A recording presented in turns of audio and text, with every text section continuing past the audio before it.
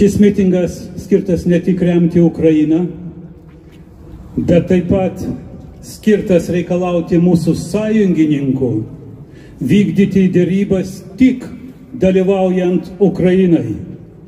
Vienintelis teisėtas mandato bet kokioms tarptautinėms dėryboms suteikimo savininkas neginčiama yra Ukraina. Slava Ukrainai!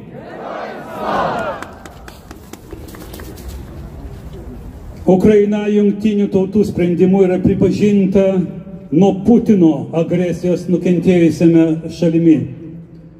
Tik ji gali inicijuoti dėrybas, tik ji gali nustatyti dėrybų sąlygas bei tikslus.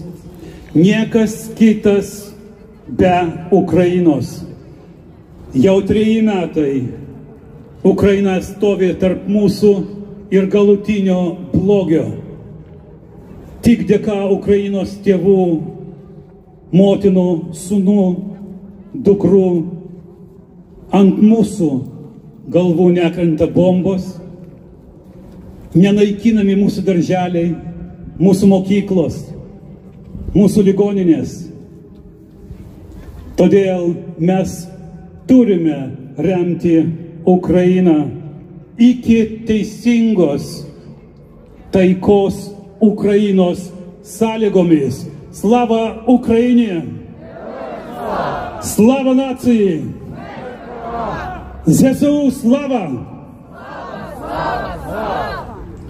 Šiandien su mumis šį mitingą pradės karys, kuris pasiuntė rusų laivą mums žinoma kryptimi.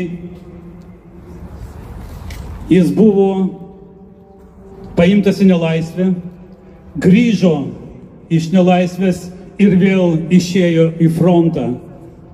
Mes turime pavyzdį ryžto, drąsos ir atsidavimo savo tėvynei.